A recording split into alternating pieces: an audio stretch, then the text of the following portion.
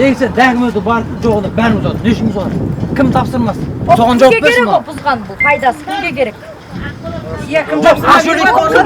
Мына видеоны кәсіпкерлер күні кеше түсіріпті. Айтуларынша әкімдік атқамінерлері полицейлерді ертіп келіп, ай-шайға қарамай сауда орындарының тас-талқанын шығарыпты. Қарсылық көрсеткендердің қолын қайырып, көзінше дүңгіршегін құлатып тастаған. Сауда қатарын сүруге құқық беретін құжат көрсетпеді дейді ашынған ағайын. Біреу кеп милиция келеді, анау келеді, сен заңсыз отырсың деп құртынды кіргіз дейді. Әкімі келеді, анау келеді. Әкім сол кезде біздің ауылға не үшін сайланған берге? Халықтың жағдайын ойламаса, сонша балаша, бір қымызханада 5 бала-шағасы бар. Осы жерден күнін көріп жатыр. Оны жұмысты топ бермейді. Біз қазір алдарына бардық та. Нұркен Төребеков 2003 жылдан бері осы жерде сауда жасайды. Кәсібін бастамас бұрын тиісті құжаттарын рәсімдеп алыпты. Патентімде бар, салықты да уақытында төлеймін дейді. Шырпыр болып, айтуынша аудан атқамінерлері заңды құжаты бола тұра дүңгіршегін қирата бастапты. Келеді ана погрузчина келеді. Екі қолын қайырады милиция, бұза береді, болды.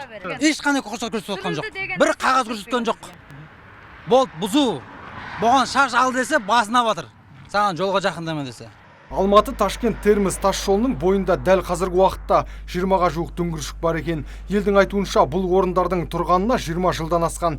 Жіңішке ауылындағы осы сауда қатары жақын маңдағы 5 ауылда асырап отырған көрінеді. Билік спирттік ішімдік сататындарды емес, ұлттық сусынды саудалайтындарға өшігіп алған дейді халық. Үйге барамыз ғой. Жұмыс істеңе жоқ мынандай. Ішімізді бірдеңе ашып қойса ауылдан кішігірім балдар істейтін завод ішпеле жоқ ондай. Бар бос қойын, қалаға барып келіп істеуде жұмыс жоқ қойын пәсте. Жоғы сөйбі ғой. Бос жүр ғой бәрі, салқылдап. Үйде жұта бір екеуі.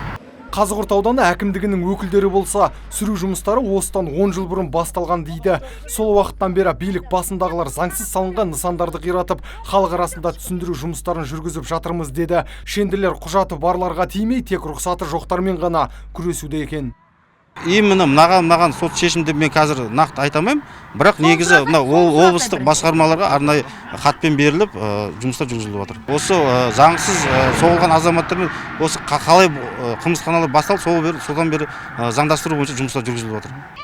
Естеріңізде болса, бұған дейін Шымкенттегі Қырғы базар, Түркістандағы Азиз базары маңындағы ретсіз сауда қатары сүрілген еді. Араға бір ай салып, шенеуніктер Қазығұрт ауданын нысанасын алды. Дегенмен қымызхана иелері орындарын соңына дейін қорғауға бекініп отыр. Нұрсұлтан Тұрысбеков, Антон Семенов, Абзал Тұрабеков, ТВК телеарнасының жаңалықтар қызметі.